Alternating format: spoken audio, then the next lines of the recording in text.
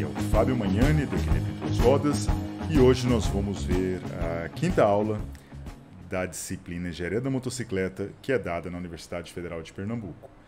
Como nas outras aulas, que esse vídeo seja visto mais como uma inspiração para a pessoa ter uma ideia geral da aula, depois vai para a apostila, roda de novos programas, faz novos estudos e daí fazendo, praticando é que a gente aprende, né?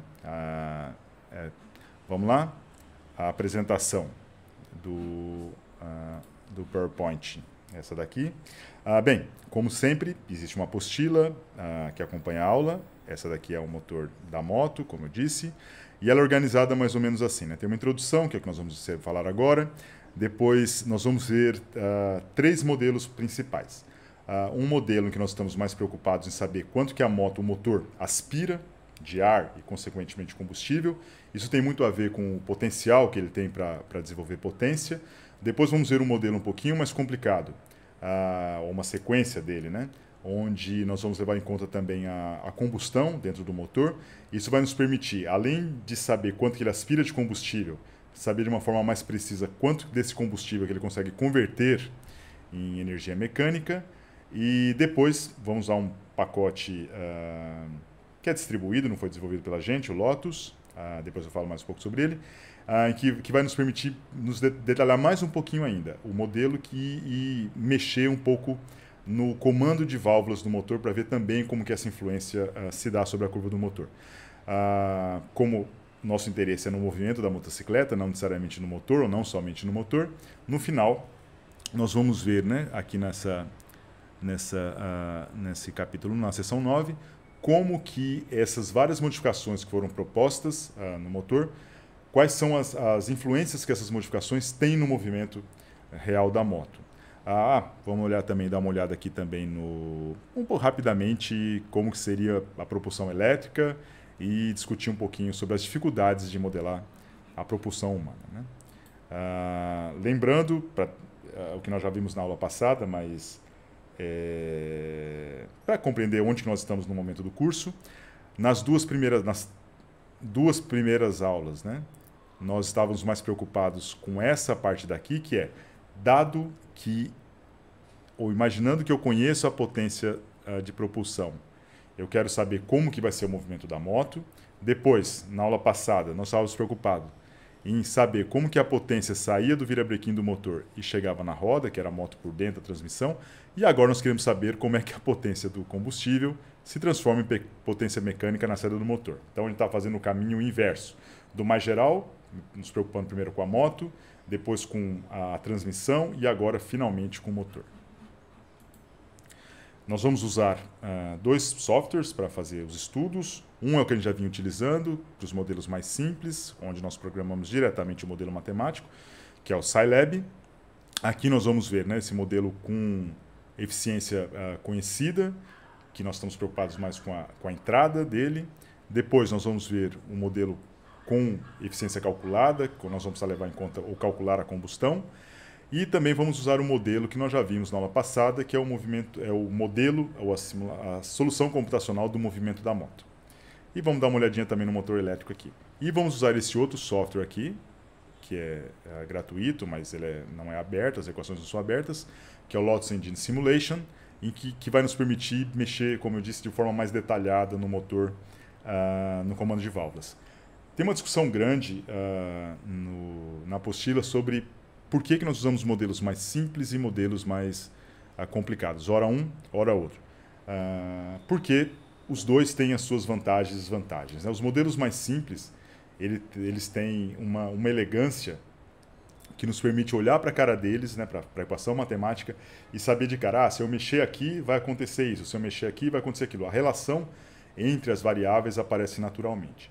No modelo detalhado, que é um programa computacional fechado, com milhares de equações, fica mais difícil ver isso. Por outro lado, em geral, os modelos mais simples não são muito precisos e os modelos detalhados são mais precisos. Então, os dois são interessantes. Um para que a gente aprender sobre a essência do fenômeno e sobre as relações mais gerais, e o outro para fazer os cálculos propriamente ditos, né? Os dois, mais uma vez, os dois são importantes na engenharia, né? Por isso que a gente convive com os dois.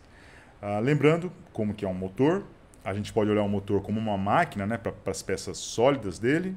Então aqui em cima nós temos, esse aqui é um motor de 4 tempos, porque o motor desce aspirando a mistura, depois sobe comprimindo a mistura, expande, realizando trabalho e depois faz a descarga indo para cima. Então ele desce, sobe, 4 tempos, por isso é chamado de motor 4 tempos. Nós vamos dar uma olhada depois mais para frente como que é esse mecanismo, mas nós podemos olhar também para o que acontece com os gases, né?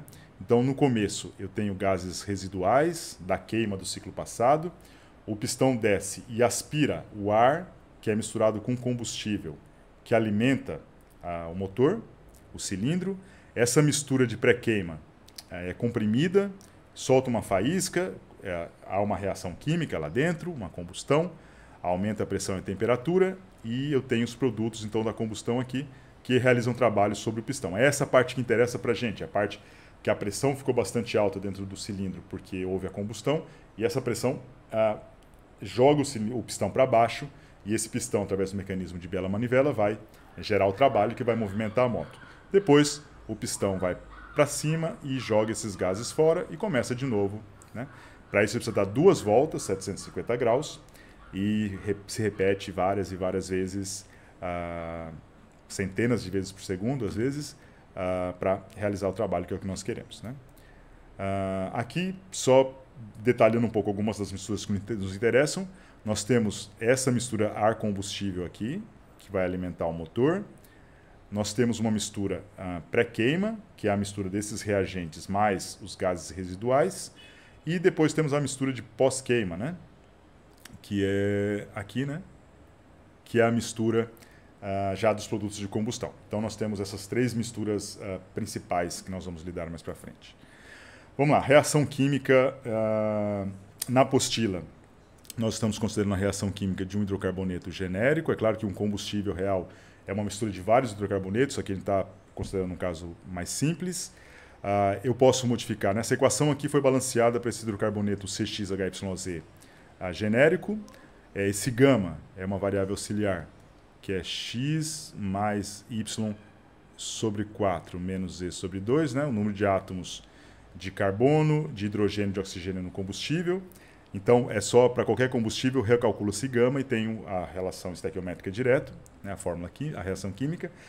Por exemplo, se eu colocar C8H18 e Z0, eu estou simulando o octano, que é uma coisa parecida com a gasolina. C2H6O, né, que é o C2H5OH, que é o etanol. Então, facilmente eu posso modificar essa reação química para qualquer hidrocarboneto simples. Ela foi desenvolvida, esse lambda aqui, é a quantidade, é a porcentagem de ar teórico. Quando o lambda é igual a 1, eu tenho exatamente a quantidade necessária e suficiente para queimar todo o combustível. Lambda maior que 1 significa que eu estou colocando mais ar do que eu precisaria. Então sobra oxigênio aqui, né, nos produtos. E para lambda menor do que 1, eu tenho muito combustível. Nem todo o combustível vai ser queimado.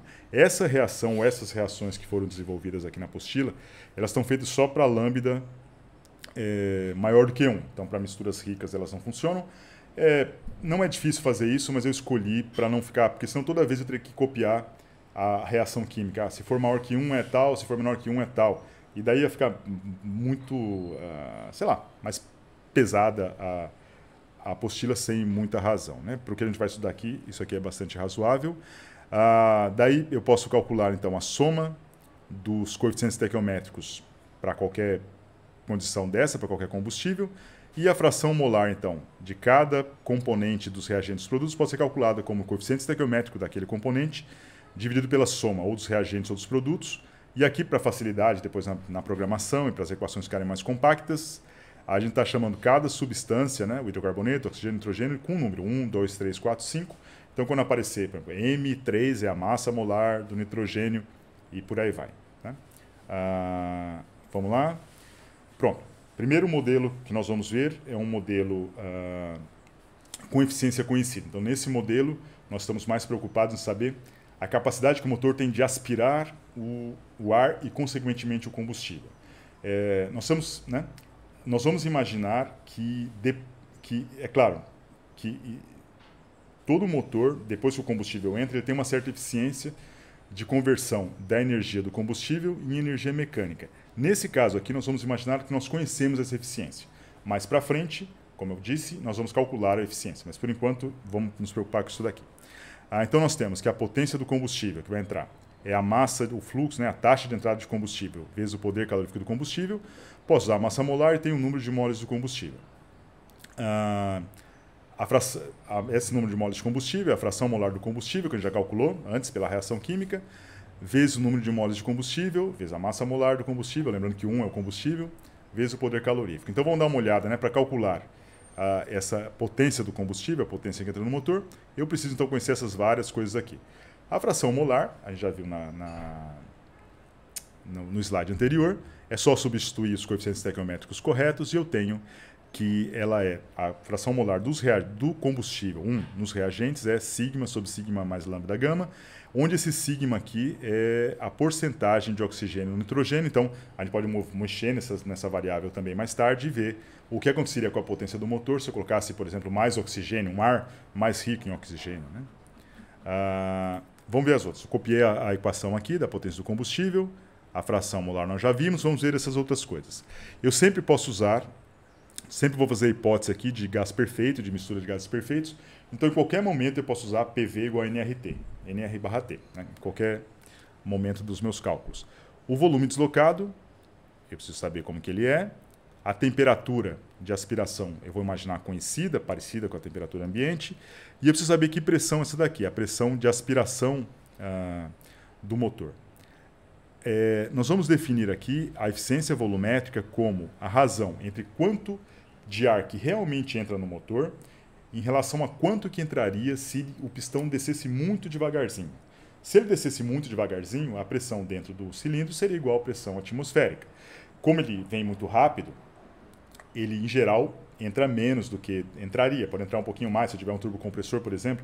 E essa eficiência volumétrica é que vai me dizer isso. Imaginando que a temperatura é igual à temperatura ambiente, a relação entre essas massas que entram é dada, né, usando as equações de gases perfeitos, é dada pela eficiência volumétrica, é a relação entre as pressões. Então, onde tem a pressão aqui de aspiração, eu posso usar a eficiência volumétrica vezes a pressão ambiente. Então, o número de moles do reagentes depende da taxa de deslocamento do motor. Quanto mais ele puxar de volume, deslocar o volume, maior a capacidade dele de puxar combustível, a temperatura e essa tal de eficiência volumétrica.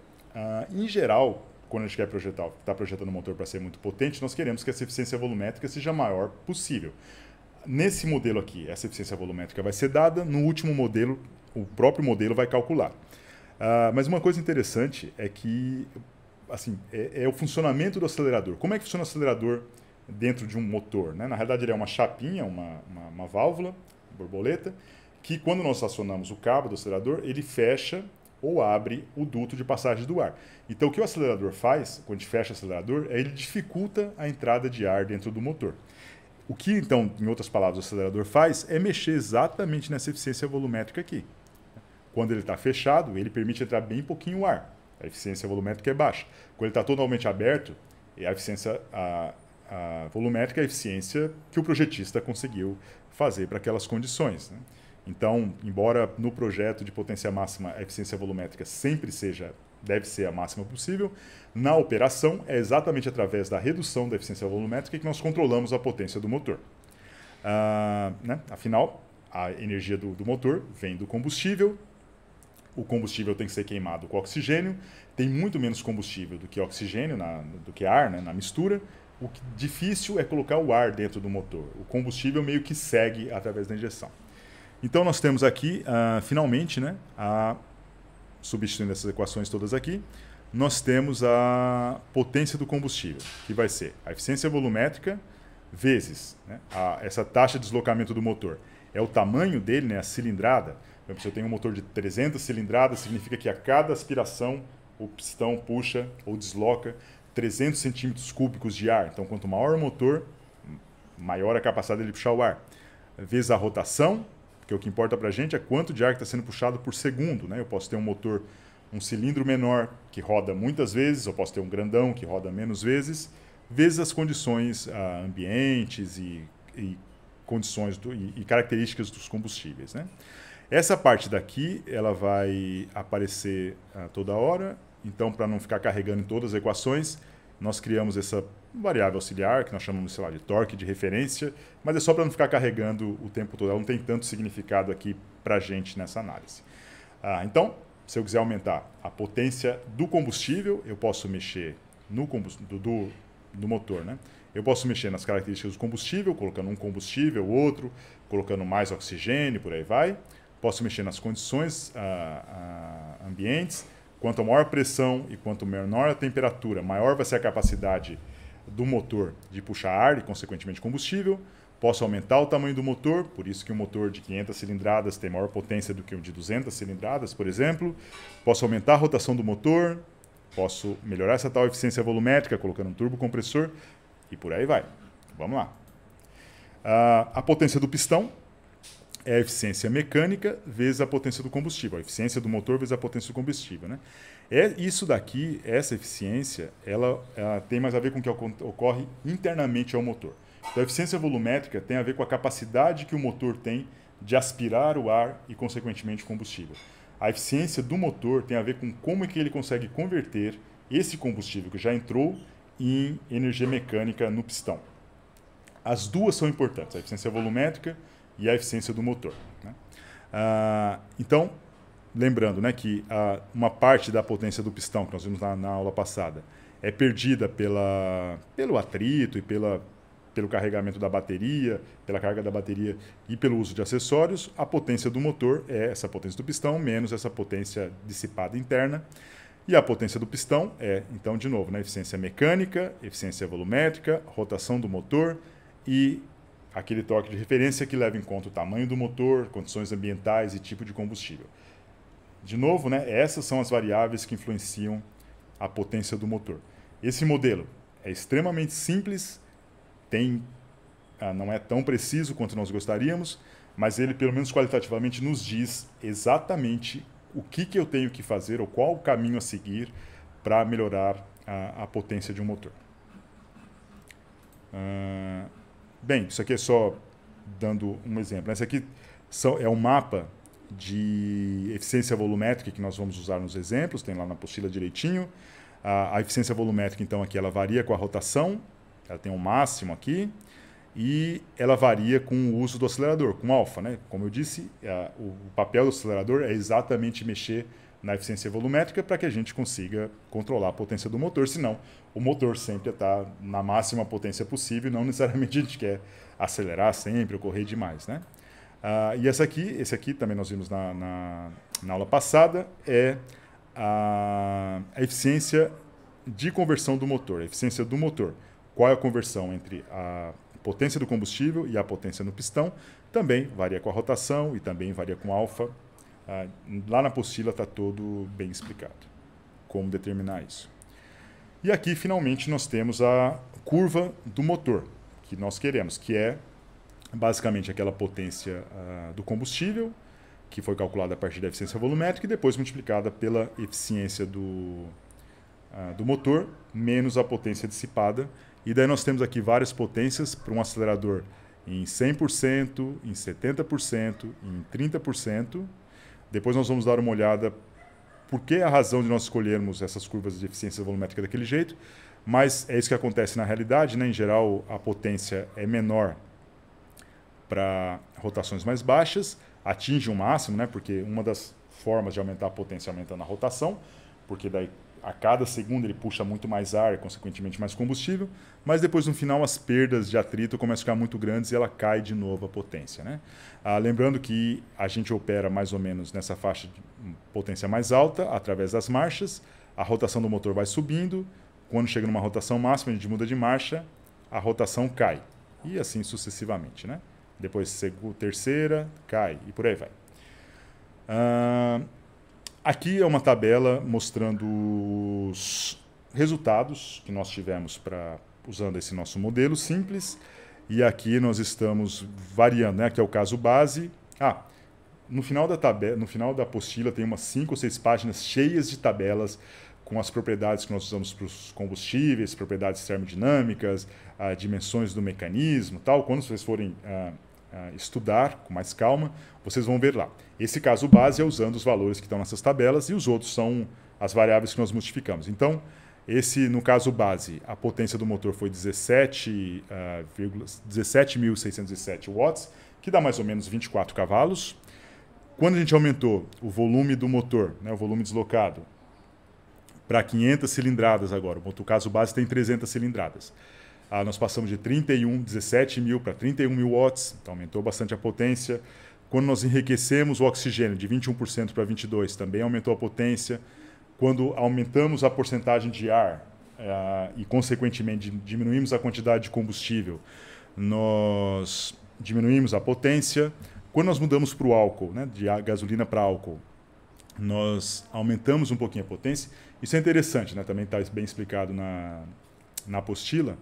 O álcool ele tem menos energia por quilograma ou por litro do que a gasolina. Por outro lado, pela estequiometria, eu consigo colocar muito mais álcool no mesmo volume do cilindro do que gasolina. E as coisas meio que compensam. Então o álcool acaba até tendo uma potência um pouquinho maior do que a gasolina, mesmo tendo menos energia, né? É claro que eu gasto mais por isso. Se eu variar a pressão, né, eu também vario a potência. Quanto maior a pressão ambiente, maior a densidade do ar, consequentemente mais combustível eu posso colocar também. Quanto menor for a temperatura, o mesmo efeito, né? Menor temperatura, maior densidade do ar, mais combustível eu posso queimar. Quanto maior a eficiência nominal do motor, maior a potência, como esperado. E quanto aqui, a rotação do caso base é 9.000 RPM, todos aqui são calculados para 9.000.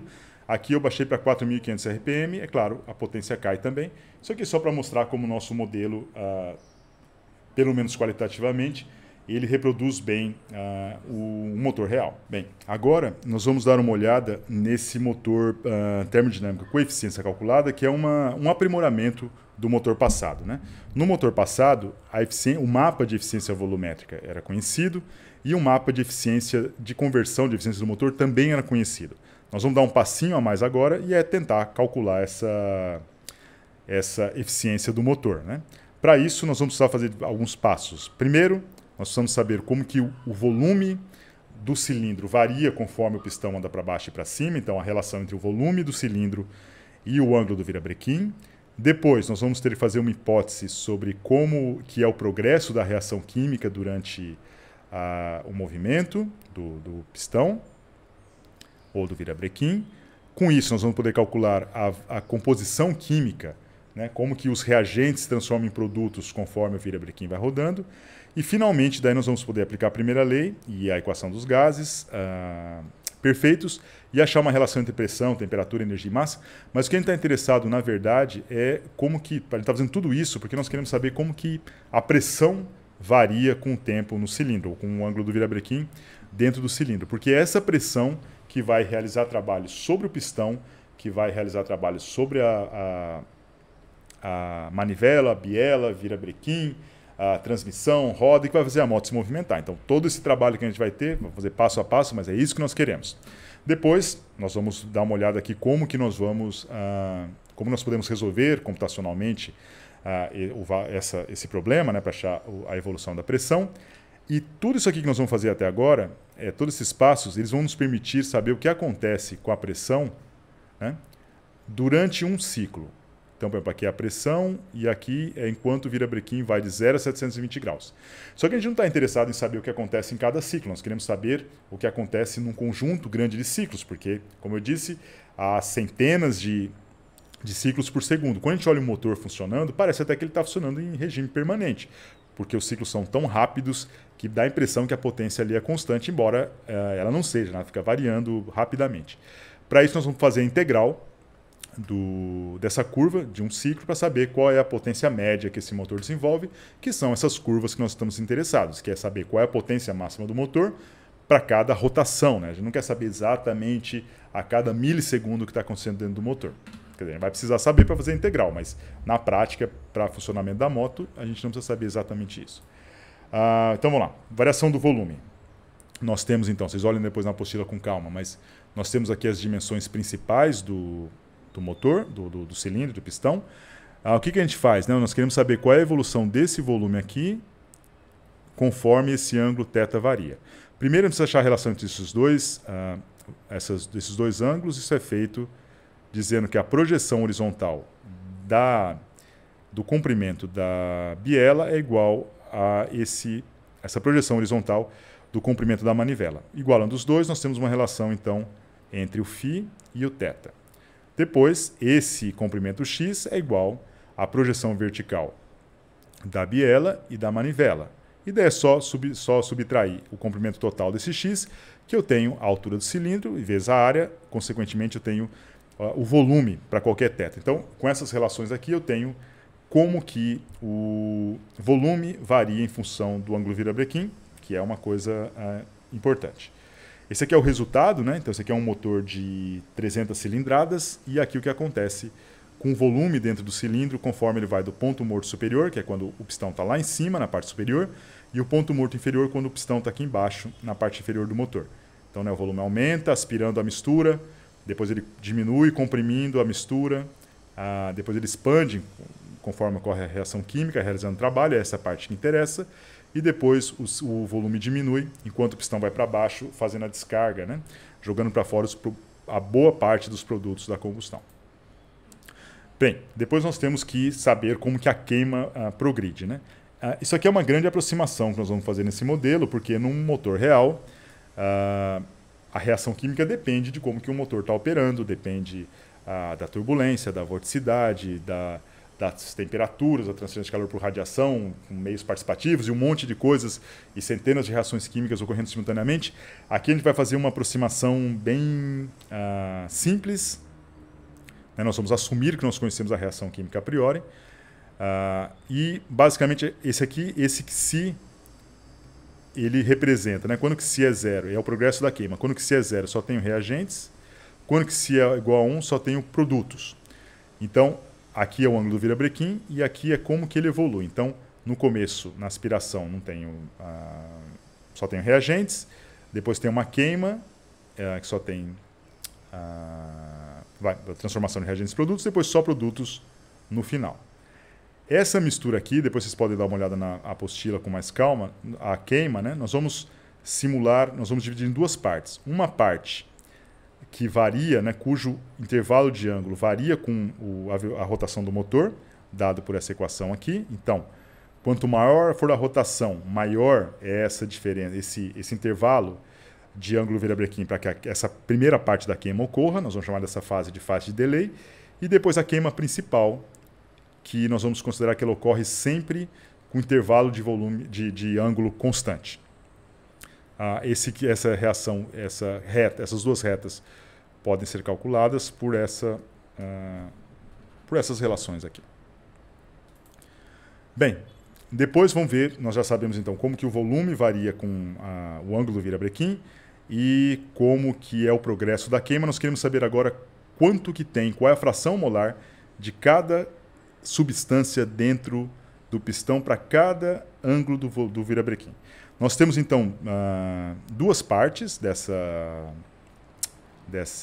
queima, né, ou duas partes do que acontece no motor. A primeira parte é a aspiração, onde nós temos uma mistura, né, tem os gases residuais do produto do ciclo anterior, que são misturados com os reagentes que estão sendo aspirados, o ar e o combustível, e daí nós temos uma mudança de composição ali devido à mistura, né? Cada vez eu tenho mais reagentes em relação à entrada de substâncias novas. Depois que a válvula de admissão fecha, na compressão, expansão e descarga, eu não tenho mais entrada de gases novos. O que eu tenho é uma reação química. Então, naquele momento ali, a mudança da composição das frações molares se dá pela reação química. Então, a gente divide em duas partes, né? Os coeficientes estequiométricos são calculados numa primeira parte. Essa fração residual é a fração que eu tenho de gases residuais em relação ao volume total, né? E depende, é claro, da posição do volume durante a aspiração. Então, durante a aspiração, né, para θ menor que θA, o que eu tenho é que o coeficiente estequiométrico de cada componente é uma média do coeficiente estequiométrico dos reagentes dos produtos daquele componente I, mas o peso que eu uso é essa fração residual. Então, quando a fração residual é 1, no começo só tem gases residuais, só tem o produto. Conforme a fração residual dos gases residuais na mistura de aspiração começa a diminuir com a entrada de novos gases, eu vou tendo uma maior proporção de substâncias dos reagentes, né? E depois que eu não tenho mais entrada para todo o resto do ciclo, o que eu tenho é uma mistura, né? Ou uma média de novo, entre os reagentes e os produtos, mas agora controlado pelo QC. Lembrando que o QC é o progresso da queima. Então, conforme o QC vai indo para 1, eu não vou tendo mais reagente nenhum. Esse 1 menos QC vai para 0 e só tenho produtos. Então, dado um QC que eu conheço em relação ao θ, eu consigo calcular a todo momento qual é o coeficiente estequiométrico de cada componente na mistura, e daí a fração molar daquele componente é o coeficiente estequiométrico dele naquele momento, em relação ao somatório de coeficientes estequiométricos na carga. E dessa forma eu consigo, então, já sei qual é o volume para cada ângulo do virabrequim, para cada posição do pistão, e agora eu sei a fração molar de cada substância também. Vamos lá. Bem, aqui são exemplos, né? Então aqui, conforme o virabrequim vai andando, eu tenho aqui a fração molar de nitrogênio, que não muda muito, porque como o nitrogênio é um reagente, tem bastante no começo, mas tem bastante no final também. Aqui é o oxigênio, esse 2. No começo tem bem pouco oxigênio, daí ele vai sendo aspirado junto com combustível. E daí durante a aspiração cada vez eu vou tendo mais oxigênio. E depois começa a queima e ele vai diminuindo. Mesma coisa com combustível, não dá para ver aqui, ele vai aumentando um pouco e depois começa a queima e ele diminui. E aqui é a fração de CO2 e água, que cai proporcionalmente porque está entrando ar e durante a aspiração ar e combustível, e depois, durante a queima, a fração molar deles vai aumentando de novo. Então isso é o que acontece com as várias substâncias durante o processo. Nesse outro gráfico, eu mudei duas coisas. Eu coloquei álcool no lugar de gasolina, então dá para ver primeiro, né, que sobe um pouco a fração molar do combustível. Como eu falei, né, dá para colocar muito mais álcool do que gasolina na mesma quantidade para a mesma quantidade de ar, então isso fica claro. E a outra coisa que eu fiz foi colocar lambda igual a 1,2. Então significa que tem 20% a mais de ar do que eu precisaria para a queima, e daí no final o oxigênio não diminui completamente, né, ele continua se mantendo um pouquinho aqui no final, conforme esperado. Bem, daí finalmente nós podemos fazer o que nós queríamos, que era determinar a pressão em cada momento. Nós temos algumas relações, né, que valem para gases perfeitos. Isso aqui é bom rever um pouco nos livros de termodinâmica, o que é entalpia de formação e coisas assim. Mas basicamente, para gases perfeitos, o que importa aqui, a energia que eu tenho na carga é uma função só da temperatura, né, isso que é uma propriedade dos gases perfeitos. Eu posso inverter essa equação e ter a temperatura em função da energia. Então, o que é importante para a gente aqui? Se eu conhecer a temperatura, eu sei a energia da carga. Se eu sei a energia da carga, eu sei qual é a temperatura. Então, eu posso achar uma em relação à outra. Vamos guardar isso. E se eu conhecer quanto que tem o número de moles na carga em cada momento, a temperatura e o volume a gente conhece, é número de moles da carga também, pela reação química, eu posso achar a pressão. Então, se eu souber essas coisas aqui, PV igual a NR barra T, sobre V, ou PV NR barra T, eu conheço a pressão sem problema. Então, vamos tentar achar a temperatura, com a temperatura a gente acha a pressão. Vamos ver agora o que acontece com cada um dos tempos, né? Algumas equações específicas. Então, vamos lá. No início da admissão, eu sempre posso usar isso, né? O número de moles é igual PV, é igual a R barra T. Eu conheço a pressão de aspiração, que é dada, né, pela eficiência volumétrica, a temperatura a gente está considerando como ambiente, os volumes eu conheço, posso achar o número de moles de gases residuais que eu tenho no começo do ciclo. Durante toda a admissão, nós vamos considerar que a pressão é constante, que a temperatura é constante, né? Isso aqui a gente está fazendo a hipótese de que os gases residuais têm a mesma temperatura dos gases de aspiração, isso que é uma aproximação. E daí, como eu tenho essas duas coisas, sempre posso usar PV igual a R barra T, eu posso achar o número de moles da carga que tem ali na carga em qualquer momento. Inclusive, no final da admissão, quando θ é igual a θ, eu posso achar o número de moles da carga. Subtraindo quantos moles eu tenho na carga no final da admissão, da aspiração, com quanto eu tinha no começo, eu posso ver a variação do número de moles. Se eu multiplicar, como essa variação só se dá pela aspiração de oxigênio e nitrogênio. Se eu multiplicar isso aqui pela fração molar que eu tenho do combustível no ar, eu tenho aqui o número de moles de combustível que foram aspirados. Isso aqui vai ser importante para calcular depois a potência do combustível. Vamos deixar guardado aí. E finalmente, né, como eu tenho sempre que a massa é o número de moles vezes a massa molar da carga, eu posso achar a massa da carga no final da aspiração, no começo da compressão. Aqui as duas válvulas vão ficar fechadas e agora eu não posso mais variar a massa. Lembrando que essa massa molar da carga aqui depende da composição. Depois vocês olhem na apostila com calma. Então, conforme a reação química vai progredindo, essa massa molar vai mudando, mas a gente sabe calcular, porque a gente sabe as frações molares a cada momento. Bem, depois, durante a compressão, eu tenho que a massa tem que ser constante, porque as válvulas estão fechadas. Com isso, eu posso calcular o número de moles a cada momento. Embora a massa seja constante, o número de moles não é, porque eu tenho uma reação química que, em geral, tem o somatório dos coeficientes estequiométricos nos reagentes diferente dos produtos, então eu tenho uma pequena variação do número de moles devido à reação química, e posso calcular a potência instantânea mecânica, que é a pressão vezes a área vezes deslocamento, que é dada por PdV/dt.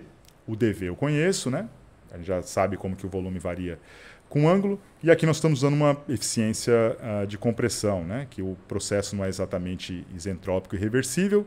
E posso calcular o calor também. O calor é dado por uma taxa de transferência de calor global, vezes a área de troca, vezes a variação, a diferença de temperatura entre a temperatura do fluido de resfriamento do refrigerante e a temperatura da carga.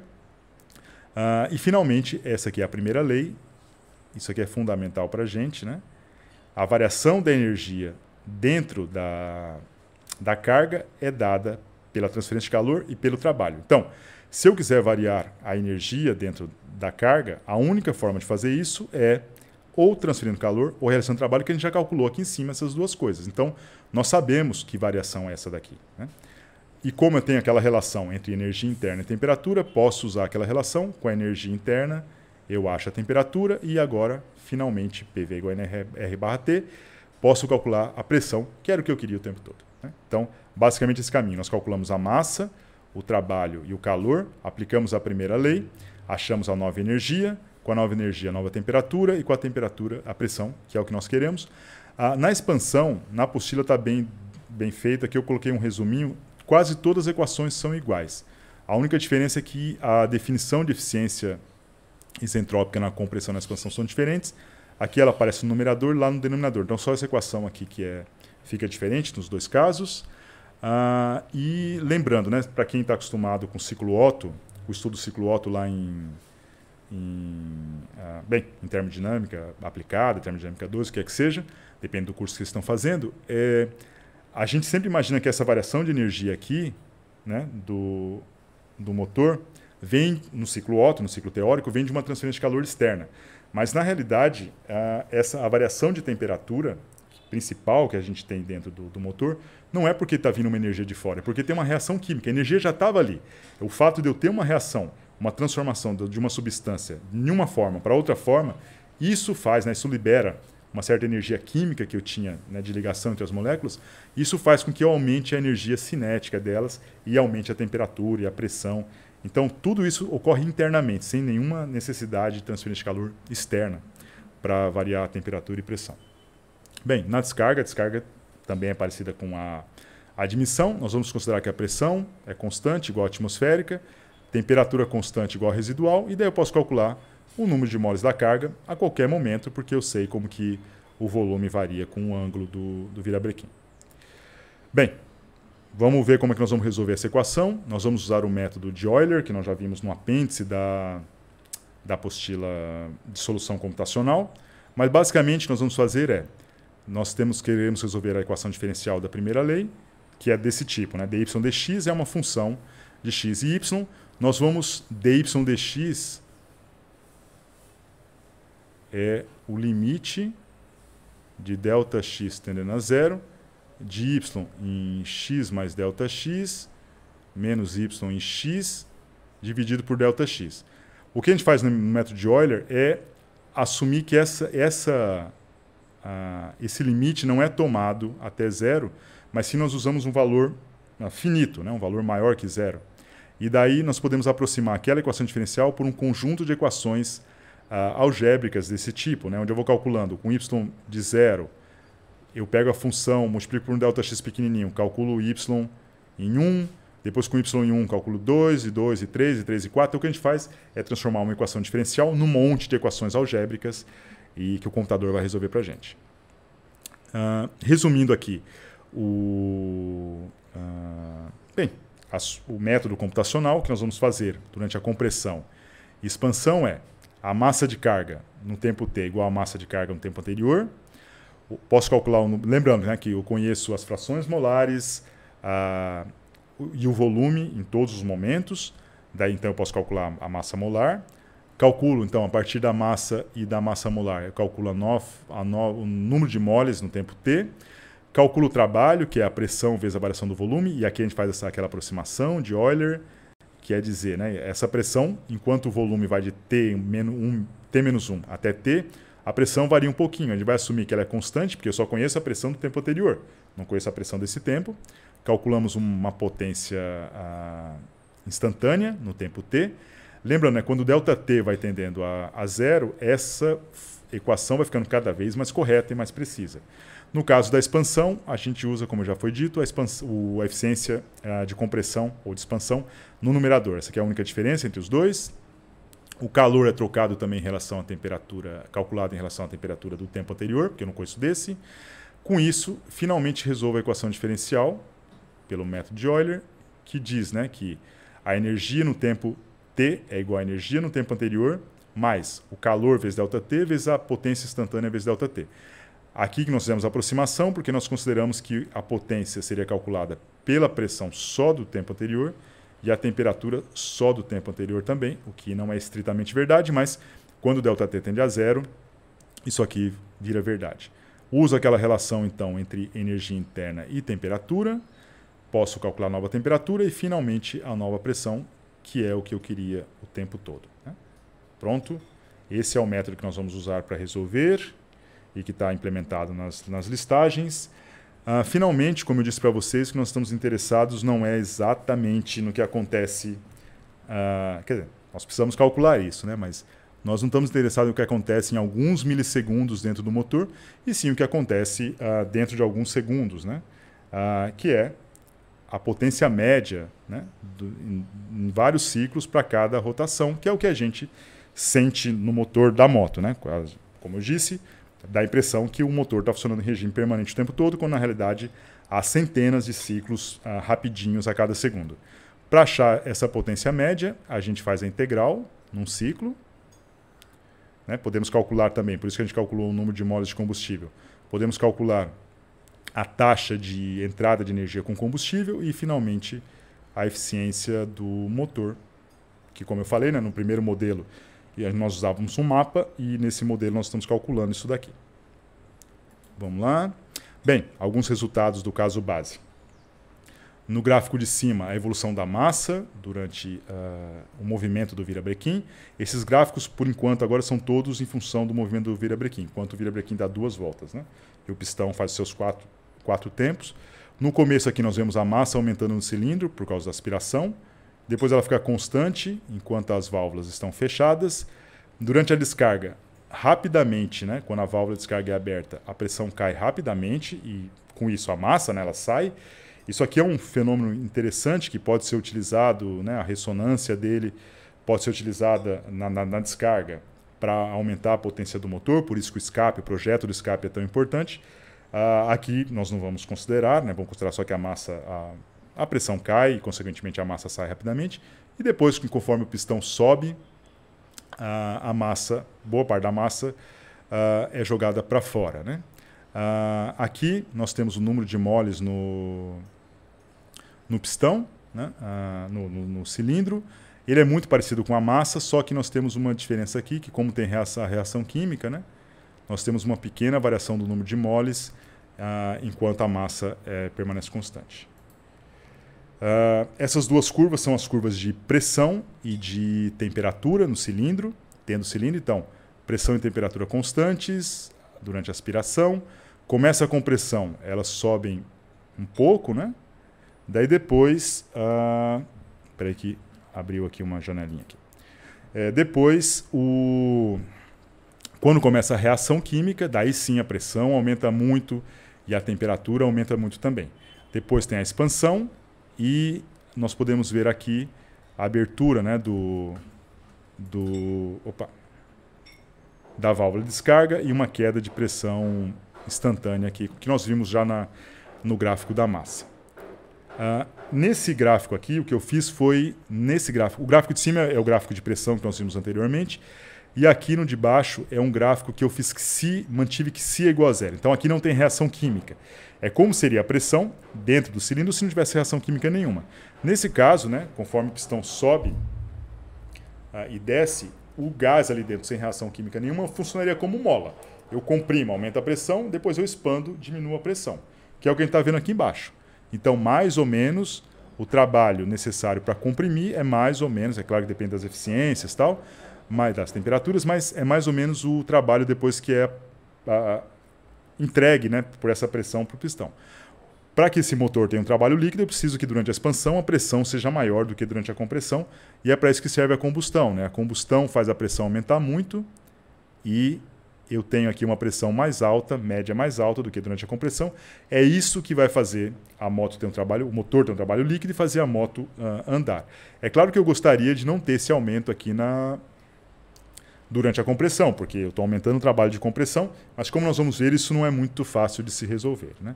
Não é muito fácil, ou não é possível, no motor real, aumentar essa pressão na expansão sem aumentar ela na compressão também.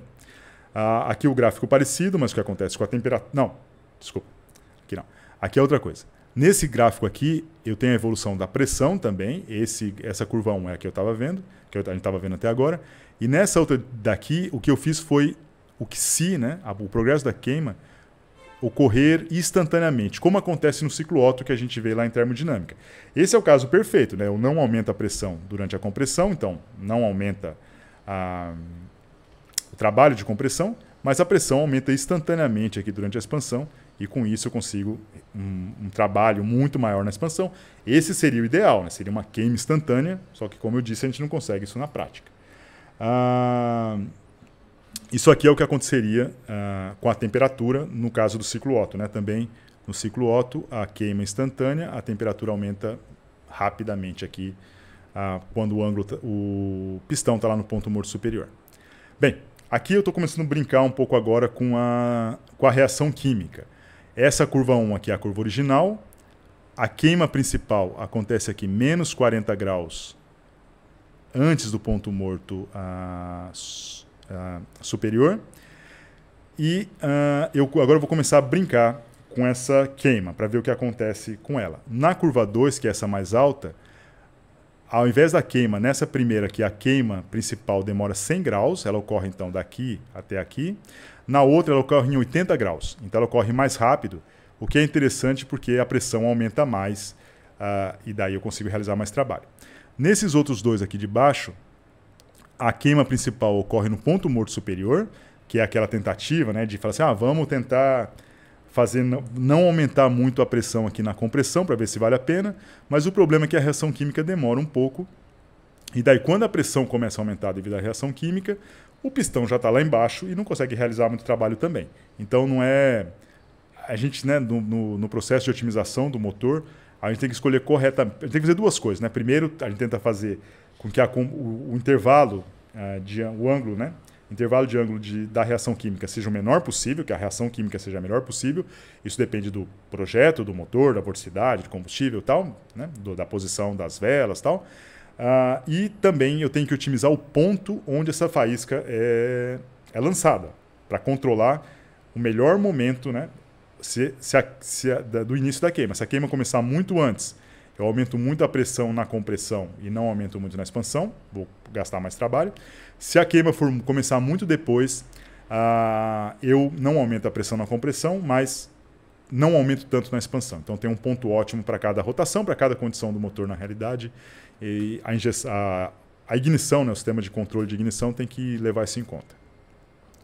Aqui é o que acontece com o trabalho instantâneo e o calor instantâneo, né? Interessante, né? Que esse aqui é a energia, a integral disso é a energia que eu vou gastar para comprimir a mistura, e aqui o trabalho que vai ser realizado por essa mistura na expansão. Então eu sempre quero que isso aqui seja bem alto, isso aqui seja bem baixo, para ter um trabalho líquido. Essa curva fininha é a curva da transferência de calor. Aqui, depois vocês olham na apostila, a gente fez o mesmo estudo qualitativamente que a gente fez com outro modelo, para ver como que a potência varia com o tamanho do motor, com o fato de eu ter mais oxigênio na mistura, quando eu coloco álcool, mexo na rotação e por aí vai. Vocês podem olhar com calma depois. Vamos lá. E finalmente, o que a gente queria, que era resolver essa equação aqui, né, do trabalho instantâneo, que vem da pressão para cada rotação diferente, e depois fazer a integral para cada rotação e obter a tal da curva de potência, né? Que é essa daqui, que é o que eu quero, que é como que a potência varia com a rotação. A outra curva ali é a curva de torque, lembrando, né, que a potência é igual a torque vezes rotação. Então, para cada rotação, se eu tiver um torque, se eu dobrar o torque, dobra a potência. Os dois são intimamente ligados, é impossível para uma rotação mexer no torque sem mexer na potência e vice-versa. Então, os dois têm a mesma informação, né? O torque... Bem, vamos lá. Depois eu vou comentar mais para frente as diferenças, né? Esse gráfico feio é um gráfico onde eu tentei mostrar qual é a influência de cada um dos parâmetros do modelo de eficiência calculada. Essa curva 1 aqui, ó, é a curva do caso base, que é a curva, essa aqui, né? Que é a curva que nós vamos calcular, é o torque, né, em função da rotação. É a curva que nós calculamos com aquele modelo, com aqueles dados que estão nos apêndices. Nessa curva 1 aqui, que é essa curva horizontal, eu fiz 4 simplificações, né? Eu peguei e disse que o intervalo de queima do delay, né, que na realidade ele é variável com a rotação, ele é sempre constante, que não havia transferência de calor do cilindro para o refrigerante, que a eficiência volumétrica era sempre 1 e que não havia dissipação interna no mecanismo. Com isso, o torque fica constante em função da rotação. Daí eu queria saber como cada uma dessas coisas fazia com que essa curva reta aqui, horizontal, se transformasse nessa curva mais real aqui, que é o torque variando com a rotação. Então nós temos, né, na curva 2, nós temos a influência da variação do ângulo de queima de delay com a rotação, né? Então nós vemos que, como para rotações mais altas o delay no ângulo começa a ficar cada vez maior, a reação química, então, pelo menos na fase de delay, começa a demorar mais, o torque vai diminuindo quando a rotação vai mais alta. Então cai um pouquinho o torque para rotações mais altas, porque a queima começa a ser um pouquinho mais lenta. No caso do motor 3, o que nós fizemos foi introduzir a transferência de calor. Então a transferência de calor, nós vemos aí que em relação ao torque, ela é mais importante para rotações mais baixas. Porque para rotações mais baixas, como o pistão desce mais devagar, para cada ciclo durante a expansão, a carga perde mais calor proporcionalmente a quanto o pistão está gerando de trabalho mecânico. Então, quanto mais baixa a rotação, proporcionalmente mais importante é a perda de calor. Essa é uma das razões pelas quais o motor não pode operar numa rotação muito baixa, porque chega uma hora que ele não tem nem mais energia, ele perde tanto calor que ele não tem nem mais energia para comprimir no ciclo seguinte. Então, está aqui a influência da rotação, do calor. Na curva 4, isso aqui é a influência do atrito interno. Quanto maior a rotação, maior é o atrito hidrodinâmico, maiores são as perdas. E no caso 5, é a influência só da eficiência volumétrica. Como nós estamos usando uma parábola para representar a eficiência volumétrica, ela tem um efeito direto no torque. Isso aqui é a mesma... exatamente o mesmo estudo, mas aqui levando em conta a curva de potência, né? Lembrando, é só pegar a curva de torque e multiplicar pela rotação, que nós temos essa curva daqui. Bom, O que nós vamos fazer agora aqui é ver qual a influência, começar a ver qual a influência de cada um dos estudos que nós fizemos na curva de potência do motor. Então aqui, ó, nós temos aqueles 4 estudos, aqui a curva da pressão em relação ao ângulo do virabrequim para um único ciclo. Aqui nós temos aquelas 4 curvas onde nós modificamos o tempo, o início da queima principal e o intervalo de ângulo dela. Então, nós vimos, né, quando nós encurtamos, né, a curva 1 aqui, essa segunda aqui, é a curva básica. Quando nós fizemos a queima mais rápida, a potência, a pressão aumentou lá dentro do cilindro e, consequentemente, a potência aumenta aqui. Né? O reflexo, então, de aumentar a queima, aumentar a velocidade de queima dentro do cilindro é aumentar a potência, principalmente para rotações mais altas. Aqui, né, esse 3 foi quando nós atrasamos a queima, então a queima principal começava no ponto morto superior. Como nós vimos, né, a pressão não subia muito, que ela demorava muito para começar a reação química, a potência cai bastante. E daí nós temos aqui então como que cada pequena coisa dessas que acontece dentro do ciclo tem um impacto grande na curva do motor e, consequentemente, depois terá também no comportamento da moto como um todo. Aqui é o que acontece com a eficiência do motor para cada uma daquelas modificações. Isso aqui é interessante, né? Porque no primeiro modelo que eu mostrei, onde nós estávamos interessados mais na aspiração, quase toda a modificação que acontecia lá na potência do motor era causada pela eficiência volumétrica, pela forma como o motor aspirava a mistura, né, de ar e combustível. Nesse motor aqui, nesse caso aqui, nós estamos mudando só o que acontece lá na reação química. Então, assim, o motor já aspirou o que ele tinha que ter aspirado. Em todos esses motores, a aspiração é exatamente igual. O que importa aqui é a conversão. Então, no conjunto desses dois modelos, nós vemos como as duas eficiências são importantes, né? Em geral, a eficiência volumétrica, que tem mais a ver com quanto que o motor consegue puxar de ar, e a eficiência do motor, que tem a ver com quanto da energia química do combustível que ele consegue converter em energia mecânica. As duas são importantes. Um modelo acabou mostrando mais um aspecto e o outro modelo o outro. Bem, finalmente nós vamos usar agora um modelo detalhado para estudar um pouquinho melhor a eficiência volumétrica e o efeito das válvulas, né? Para isso nós vamos usar esse modelo aqui computacional chamado Lotus.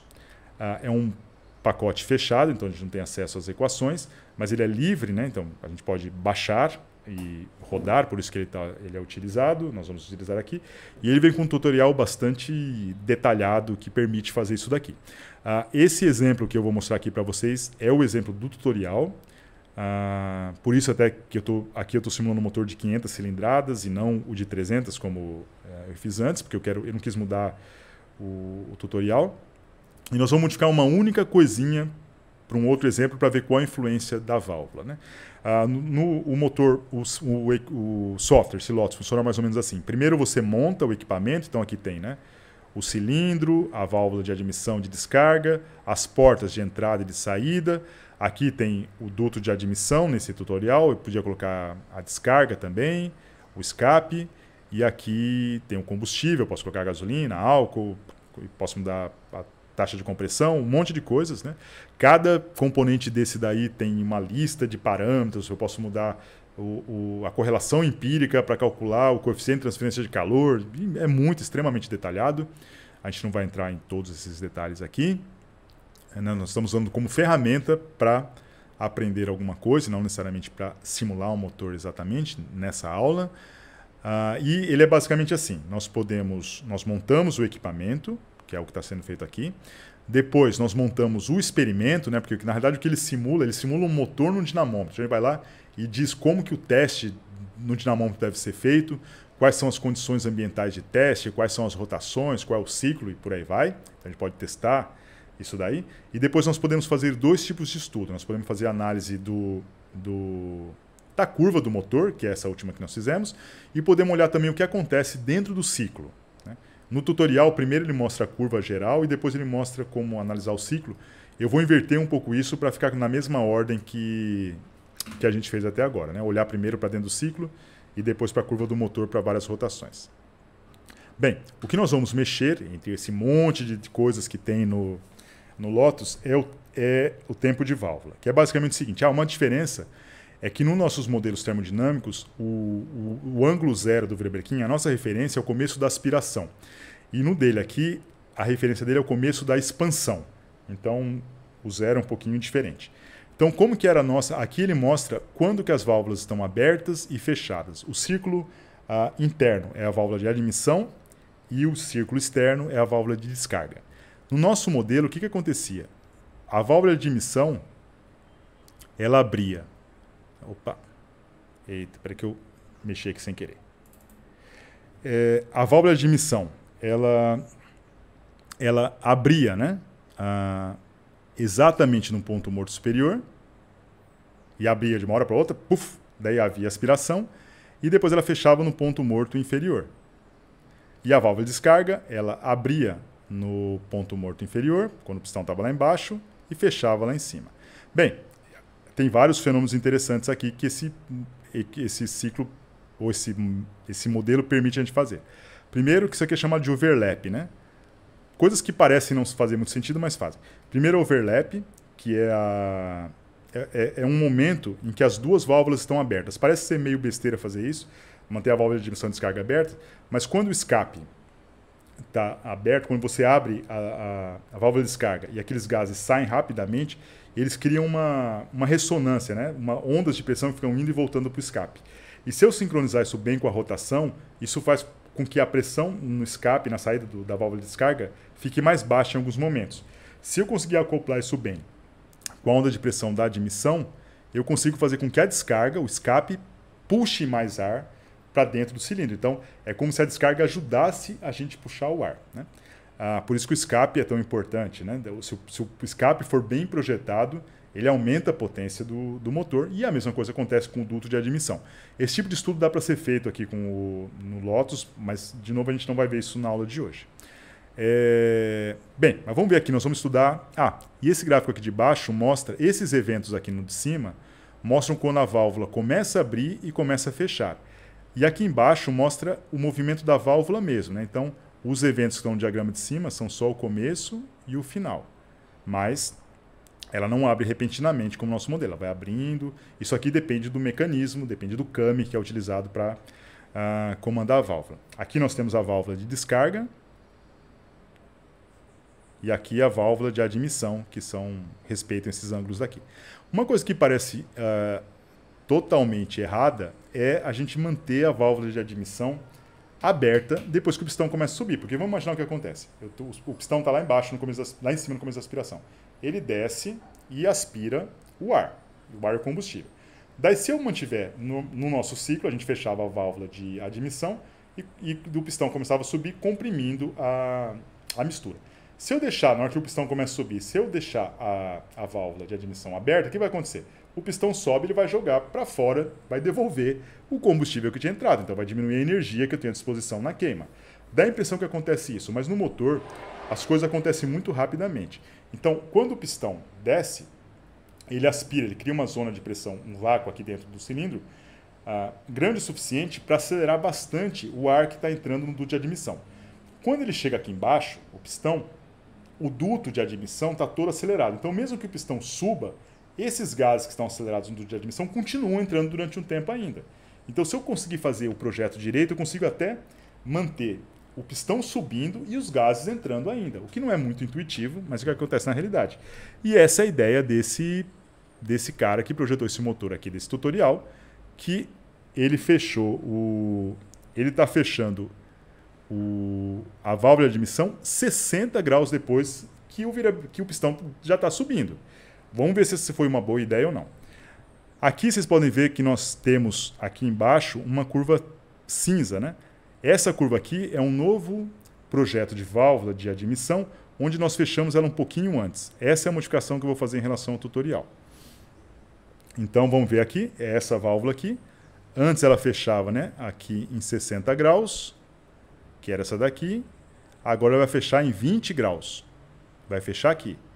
Vamos ver o que acontece com o motor quando a gente faz essa modificação. Bem, vamos lá. Nesse gráfico aqui, tem um monte de gráficos de análise do que acontece no Lotus. Esse gráfico aqui é um gráfico em que eu estou vendo o que acontece com o fluxo de massa para dentro do cilindro na porta de entrada. Então, por isso, né, quando a válvula está fechada, não tem fluxo nenhum, nem aqui e nem aqui, só durante esse intervalo que ela está aberta. Cada curva dessa é o fluxo de massa instantâneo para cada rotação. Como ficou muito carregado, na de baixo aqui eu coloquei só duas rotações. 7.000 RPM, que é o mais alto que nós vamos estudar, e 2.000 RPM, que é o mais baixo. O que acontece aqui? Nós estamos vendo ó, que, como eu estou fechando 60 graus depois do ponto morto inferior, quando eu estou 7.000 RPM, a massa continua entrando, como eu disse. Só que o problema é que para 2.000 RPM, chega uma hora, como eu não consegui acelerar tanto o duto de entrada, chega uma hora que a massa fica negativa. Então, para 2.000 RPM, a massa está sendo devolvida. Então, eu estou diminuindo a quantidade de combustível dentro do motor. Então, para 7.000 RPM, foi uma boa ideia fechar a válvula de admissão só em 60 graus, mas para do 2.000 RPM, isso para uma rotação mais lenta, não valeu a pena. Existem motores de carros tal que têm comando de válvulas variáveis, que que me permite ter curvas diferentes de válvulas dependendo da rotação. Isso não é nada comum no caso das motos. Então vamos considerar a nossa moto uma moto convencional, como essas que nós temos nas ruas, em que eu tenho que escolher um perfil de válvula, de abertura de válvula, para todas as rotações, né, com acoplamento mecânico.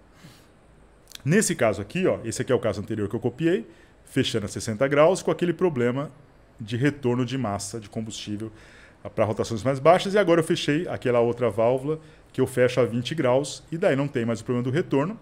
Bom, para 2.000 RPM, não estou jogando combustível fora, estou fechando a válvula antes de começar esse retorno. Por outro lado, eu perco uma entrada de massa 7.000 RPM. Será que valeu a pena ou será que não valeu? Vamos dar uma olhada. Tem que colocar no dinamômetro, né? E o Lotus faz esse teste. Quando eu coloco no dinamômetro, acontece esse tipo de coisa aqui, ó. Quando eu fecho depois a 60 graus, entra a 7.000 RPM, em rotações mais altas, a potência fica mais alta. Quando eu fecho antes, a rotação fica mais baixa porque eu deixo de puxar uma parte de combustível. O inverso acontece com rotações mais baixas, porque para rotações mais baixas, fechar muito cedo, muito tarde a válvula de emissão faz com que eu devolva combustível. Então, depende do que eu quero do meu motor. Se eu quero meu motor com potência mais alta, em rotações mais altas, isso aqui é bom para a moto acelerar mais e para a moto correr mais, ou se eu quero uma potência mais alta e rotações mais baixas, isso aqui é bom para não precisar ficar mudando de marcha toda hora, ou quando eu estiver passeando, para não ter que trabalhar com uma rotação muito alta, para não desgastar tanto o motor. Depende do que eu quero da moto, né? Uma moto mais esportiva ou uma moto mais conservadora para andar devagarzinho na cidade e tal. Vamos lá. Aqui eu estou mostrando a curva de torque das duas curvas, né? Com 60 graus de fechamento de 60 graus, fechamento de 20 graus. Né, na curva de torque, como a curva de torque é a potência dividida pela rotação, ela amplifica um pouco graficamente o que acontece nas rotações mais baixas, fica mais fácil de visualizar essas diferenças, só que ela, por outro lado, ela atenua o que acontece nas potências mais altas. E aqui a curva de eficiência do motor, que é basicamente constante para os dois casos. Então, essa variação de torque, de potência, não está ocorrendo por causa da eficiência de conversão, e sim, principalmente, pelas eficiências volumétricas, né, que estão aqui. Dá para ver que a curva de eficiência volumétrica é basicamente igual à curva de torque, em forma.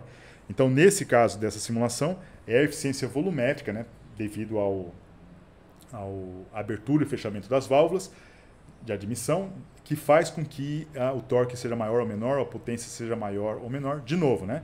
Se eu quiser modificar a potência do motor, eu posso mudar o combustível, posso mudar as condições ambientais, se for possível, se estiver no laboratório, posso fazer o projeto com volume maior, motor maior, posso rodar mais rápido, posso fazer ele aspirar melhor, ter uma melhor eficiência volumétrica, ou converter melhor, fazendo uma combustão mais rápida. Todas essas modificações, os nossos modelos todos conseguem prever isso, ao menos qualitativamente. A propulsão elétrica, nós não vamos ver como o motor elétrico funciona, mas basicamente ver a característica da curva, né? A curva de torque do motor elétrico, ela é assim, ela tem um torque bem alto em rotações mais baixas, e depois o torque vai caindo. Isso aqui é muito vendido como uma grande vantagem. É claro que é uma vantagem ter um torque mais alto, mas o que vale é potência. e em geral a gente fica nessa parte de potência mais alta, então não é tão vantajoso, a não ser na largada, ter uma potência tão alta, ter esse torque tão alto aqui no começo, né? Tem algumas vantagens, na apostila tem as várias vantagens dos motores elétricos, mas isso aqui é vendido assim, é uma vantagem, mas não é tão vantagem assim, né?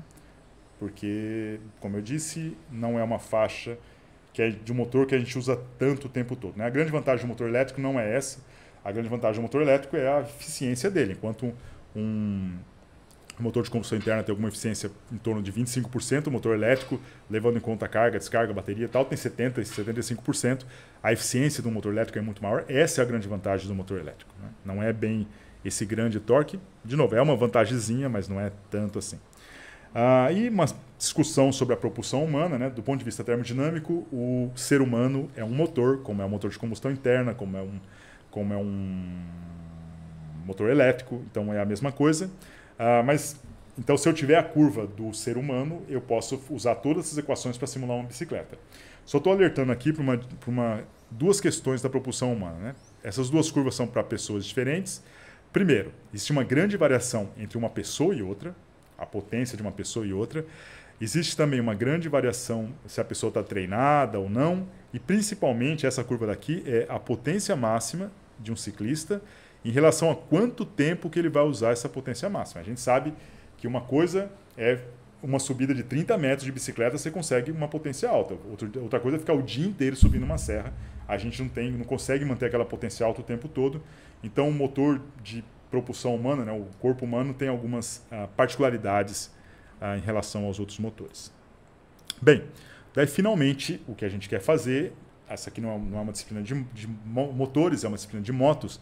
Nós queremos saber como essas várias modificações nos motores, como elas influenciam o movimento da moto. E para isso nós fizemos então, vamos usar o algoritmo que nós desenvolvemos na aula passada, e nós vamos fazer 3 estudos, né? Nós vamos ver qual é a influência daquela velocidade da queima dentro do motor na operação da moto, qual é a influência da válvula de admissão, fechar a 20 graus, 60 graus no movimento da moto, e qual é a influência de usar um motor elétrico ou um motor de combustão interna. Tá? Bem, aqui essa tabela tem os dados que nós utilizamos. Para ficar mais fácil, nós usamos aquela equação cúbica de ajuste da apostila anterior para poder não ter que mexer no programa, né? Então aqui estão os dados principais. Como os motores que nós simulamos no Lotus têm uma potência maior, porque eles são de 500 cilindradas, nós tivemos que mexer um pouquinho aqui na relação transmissão final, porque essas motos são mais velozes, né? E, bem, aqui estão todos os dados. Na apostila vocês podem olhar com calma. E aqui estão os resultados, né? Velocidade máxima em cada caso e quantos quilômetros ele demorou para chegar na velocidade máxima e quantos segundos ele demorou para chegar a 30 km por hora, 60 km por hora, 100 km por hora. Então, às vezes, os gráficos que eu vou mostrar mais para frente são muito parecidos, daí a gente tem que olhar numericamente aqui o que acontece. Eu vou copiar para cada estudo, eu vou pegar a parte da tabela que interessa para a gente, tá? Mais para frente. Aqui a comparação dos dois motores, né?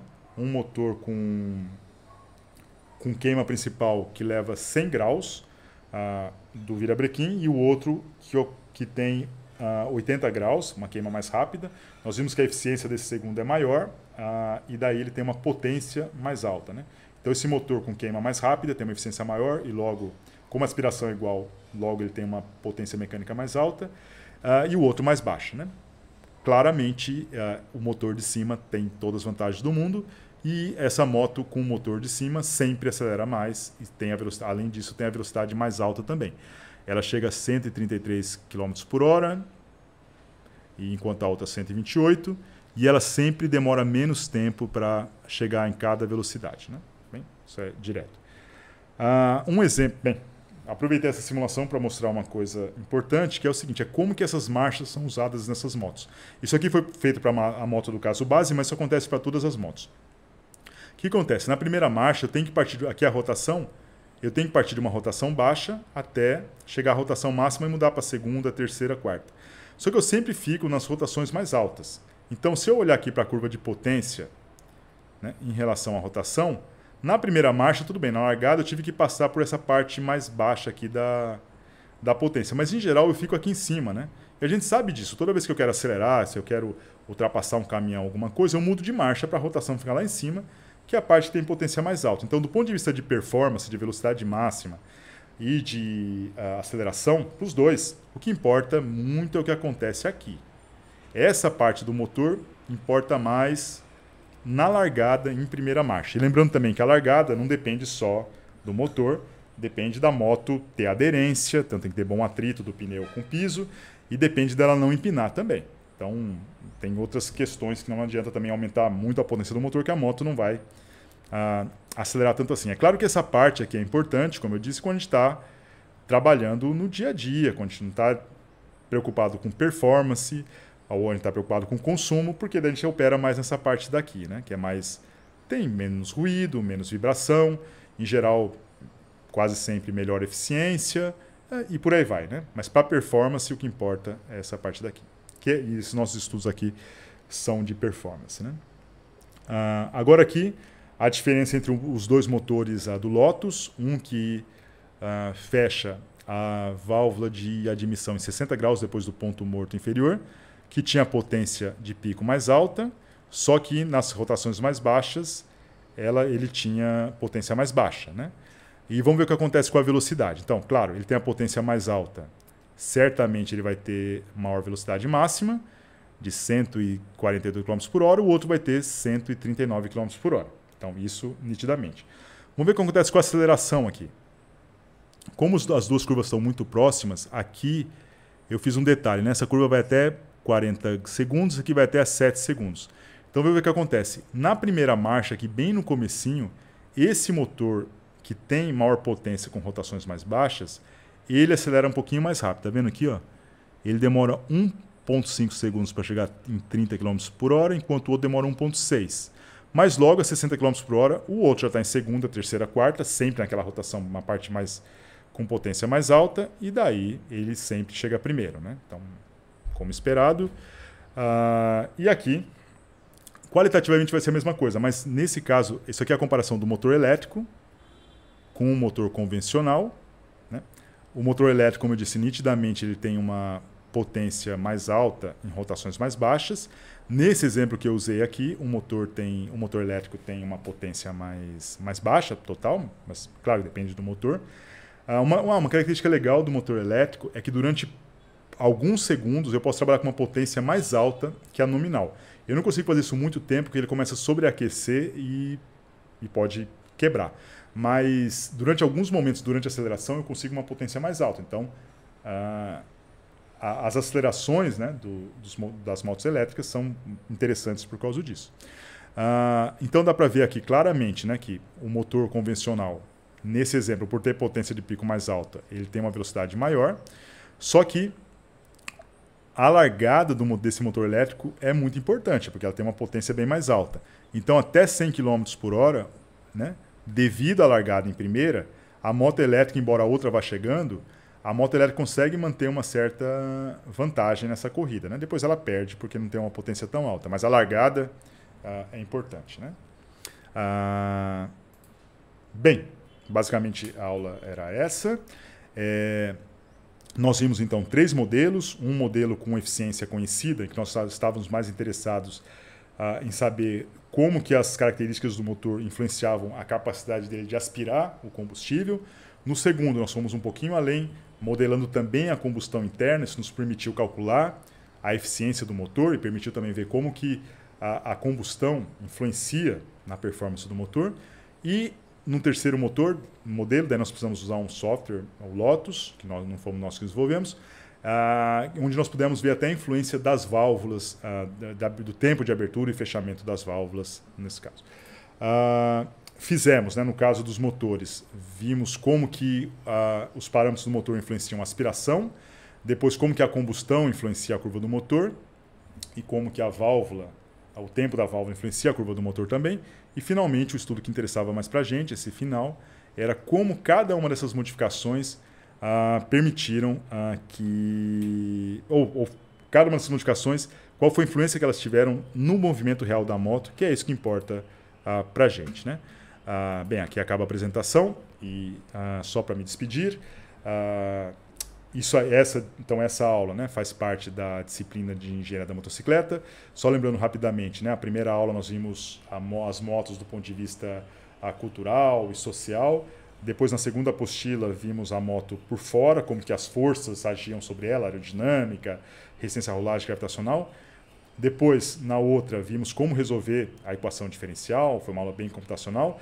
Depois olhamos para a moto por dentro, como se dava a transmissão da curva do motor até a roda. E, finalmente, hoje nós vimos como que a energia do combustível dentro do motor se transformava em potência mecânica no virabrequim e aproveitamos para ver o efeito que isso tem sobre as motos, né? Temos mais 2 aulas, pelo menos nessa primeira edição virtual, né? Que nós estamos lembrando, né, que nós estamos vivendo na pandemia do Covid e as aulas são à distância nesse momento, então essas aulas estão sendo gravadas, essas apostilas estão sendo geradas meio que emergencialmente devido a essa situação. Nesse primeiro semestre vão ser 7 apostilas. Na próxima vez que ela for oferecida, a ideia é que ela passe para 12 apostilas, levando em conta também, daí estendendo um pouco o estudo para a parte de ciclística, pneu, suspensão, mais para frente. Bem, mas voltando às próximas 2 aulas dessa primeira edição, são um piloto mais esperto, que nosso piloto agora ele só acelera o tempo todo. Vamos ver um piloto que tenta controlar o acelerador para manter uma velocidade desejada na próxima aula, que é o modelo do piloto. E depois nós vamos fazer uma análise multimétrica do movimento das motos, comparar as motos com carros e com bicicletas e em relação a tempo para chegar no lugar, ao tempo perdido no tráfego, custos operacionais de aquisição e por aí vai, né? Que é uma discussão interessante também financeira e técnica sobre os vários veículos, né? Bem, essa foi a aula sobre o motor da moto. Aqui é o Fábio Magnani, do Equilíbrio Duas Rodas. Até a próxima. Tchau!